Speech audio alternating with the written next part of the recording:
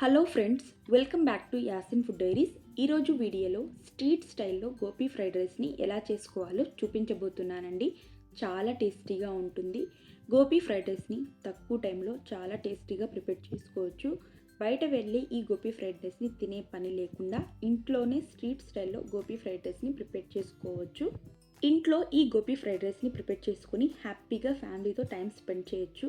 లేదా చిన్న చిన్న అకేషన్స్కైనా లేదా కిటీ పార్టీస్కైనా స్ట్రీట్ స్టైల్లో రెసిపీస్ని ప్రిపేర్ చేసుకోవాలి అనుకుంటే ఈ Gopi fried rice best option.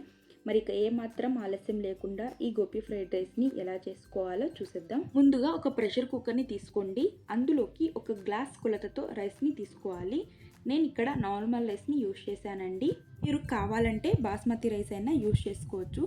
ఇలా రైస్ యాడ్ చేశాక ఈ రైస్ మునిగే వరకు వాటర్ని యాడ్ చేసుకుని ఒక 2 to 3 టైమ్స్ వాష్ చేసుకోవాలి. ఇలా వాష్ చేశాక ఈ రైస్లో ఉండే వాటర్ అంతా వంపేయండి. ఆ తర్వాత ఇందులోకి ఒక గ్లాస్ రైస్కి ఒక 2 గ్లాసెస్ దాకా వాటర్ని యాడ్ చేసుకోవాలి.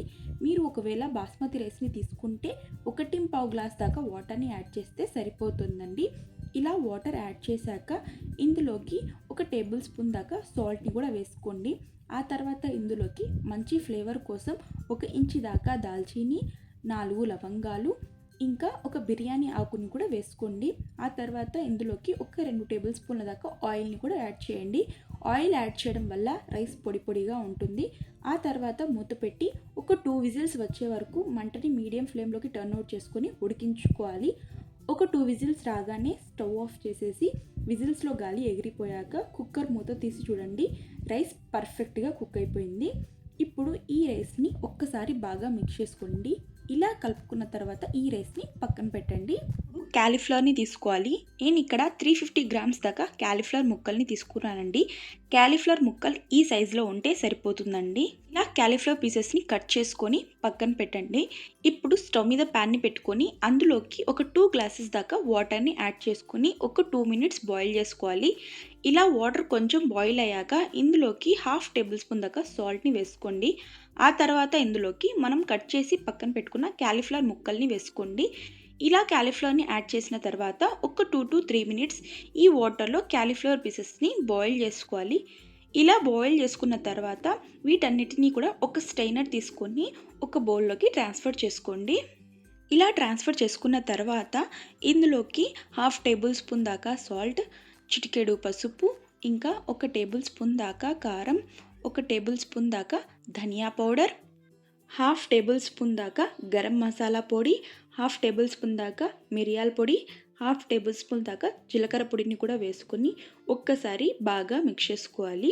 ఇలా నీట్గా మిక్స్ చేసుకున్న తర్వాత ఇందులోకి 3 టేబుల్ స్పూన్ల దాకా మైదా పిండిని కూడా వేసుకోండి.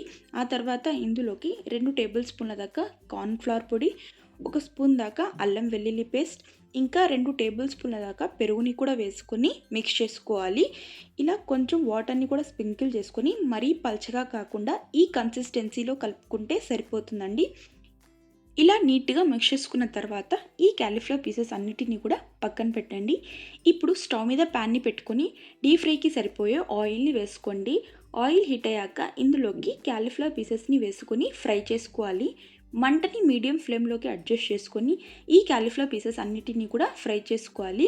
ఇలా ఈ క్యాలీఫ్లవర్ పీసెస్ని కలర్ చేంజ్ అయ్యే వరకు ఫ్రై చేసుకోవాలండి. ఇలా క్యాలీఫ్లవర్ పీసెస్ కొంచెం కలర్ చేంజ్ అయ్యాక వీటన్నిటినీ కూడా ఒక స్ట్రైనర్ తీసుకొని ఆయిల్ నుంచి తీసేసి ఒక టిష్యూ ఉన్న ప్లేట్లోకి ట్రాన్స్ఫర్ చేసుకోవాలి. ఇలా అన్ని పీసెస్ని ఫ్రై చేసుకొని ఒక ప్లేట్లోకి ట్రాన్స్ఫర్ చేసుకోవాలి. పీసెస్ని ఇలా ఫ్రై చేసుకుంటే సరిపోతుందండి. ఇలా ఫ్రై చేసుకుని ఈ క్యాలీఫ్లవర్ పీసెస్ని పక్కన పెట్టండి. ఇప్పుడు స్టవ్ మీద మరో ప్యాన్ని పెట్టుకోండి. ప్యాన్ హీట్ అయ్యాక అందులోకి 2 టేబుల్ స్పూన్ల దాకా ఆయిల్ని యాడ్ చేయండి. ఆయిల్ హీట్ అయ్యాక ఇందులోకి సన్నగా చాప్ చేసిన వెల్లుల్లిని వేసుకోవాలి. ఆ తర్వాత ఇందులోకి గుప్పెడు కరివేపాకుని కూడా వేసుకొని వీటన్నిటిని ఒక 2 to 3 మినిట్స్ ఫ్రై చేసుకోవాలి. ఇలా కొంచెం ఫ్రై చేశాక ఇందులోకి సన్నగా తరిగిన పచ్చిమిర్చిని కూడా వేసుకొని మరో 2 నిమిషాల పాటు ఫ్రై చేసుకోవాలి. ఇలా ఫ్రై చేసుకున్న తర్వాత ఇందులోకి 1 కప్పు దాకా పొడుగ్గా కట్ చేసిన ఉల్లి తరుగు, 1 కప్పు దాకా సన్నగా తరిగిన క్యారెట్ ముక్కలు, 1 కప్పు దాకా సన్నగా కట్ చేసిన క్యాప్సికమ్ ముక్కలు, ఇంకా 1 కప్పు దాకా సన్నగా కట్ చేసిన క్యాబేజ్ పీసెస్ అన్నిటిని కూడా వేసుకొని ఫ్రై చేసుకోవాలి. ఈ వెజిటబుల్స్ అన్నిటినీ కూడా ఒక 50% కుక్ అయ్యే వరకు ఫ్రై చేసుకోవాలి. ఇలా ఈ వెజిటబుల్స్ని మంటని మీడియం ఫ్లేమ్లోకి పెట్టుకొని ఫ్రై చేసుకోవాలండి. ఇలా ఈ వెజిటబుల్స్ ఒక 50% కుక్ అయిన తర్వాత ఇందులోకి మనం ఫ్రై చేసి పక్కన పెట్టుకున్న క్యాలీఫ్లవర్ పీసెస్ అన్నిటిని కూడా యాడ్ చేసుకోవాలి. ఇలా క్యాలీఫ్లవర్ పీసెస్ అన్నిటిని కూడా యాడ్ చేసుకొని ఒక 5 to 10 మినిట్స్ పాటు ఈ క్యాలీఫ్లవర్ని టాస్ చేసుకోవాలి. ఆ తర్వాత ఇందులోకి మనం ఉడికించి పక్కన పెట్టుకున్న రైస్ని కూడా వేసుకొని మిక్స్ చేసుకోవాలి. ఇలా ఈ రైస్ని బాగా కలుపుకున్న తర్వాత ఇందులోకి 1/2 స్పూన్ దాకా సాల్ట్, 1 స్పూన్ దాకా కారం, ఇంకా 1/2 టేబుల్ స్పూన్ దాకా మిరియాల పొడి, ఇంకా 1/2 టేబుల్ స్పూన్ దాకా గరం మసాలాని కూడా వేసుకోవాలి. ఇలా అన్ని మసాలాస్ని యాడ్ చేసుకున్న తర్వాత మరొక 5 మినిట్స్ పాటు టాస్ చేసుకోవాలి. ఇలా నీట్గా టాస్ చేసుకున్న తర్వాత ఇందులోకి 2 టేబుల్ స్పూన్ల దాకా సోయా సాస్ని వేసుకోవాలి. ఇంకా 1 టేబుల్ స్పూన్ దాకా వెనిగర్ని కూడా వేసుకొని మరొక 2 to 3 మినిట్స్ టాస్ చేసుకోవాలి. ఇలా టాస్ చేసుకొని స్టవ్ ఆఫ్ చేసేసి పక్కకు దించుకోండి. ఇప్పుడు ఈ గోబీ ఫ్రైడ్ రైస్ని సర్వ్ చేసేసుకోవడమే. అంతే అండి, ఎంతో టేస్టీగా ఉండే street style gobi fried rice ready అయిపోయింది. ఈ గోబీ ఫ్రైడ్ రైస్ని ఆనియన్స్ ఇంకా లెమన్తో సర్వ్ చేసుకొని తింటే టేస్ట్ నెక్స్ట్ లెవెల్లో ఉంటుందండి. ఇలా నేను చూపించినట్టుగా ఈ గోబీ ఫ్రైడ్ రైస్ని ఒక్కసారి ట్రై చేయండి. ట్రై చేసి టేస్ట్ చేశాక మీకు ఎలా కుదిరిందో మీ ఫీడ్బ్యాక్ ఇంకా సజెషన్స్ని కమెంట్ బాక్స్లో పిన్ చేయండి. రెసిపీ నచ్చితే లైక్ చేయండి, ఫ్రెండ్స్ అండ్ ఫ్యామిలీతో షేర్ చేయండి. ఇలాంటి మరిన్ని క్విక్ అండ్ టేస్టీ రెసిపీస్ కోసం యాసిన్ ఫుడ్ డైరీస్ని సబ్స్క్రైబ్ చేసుకోండి. Thank you for watching.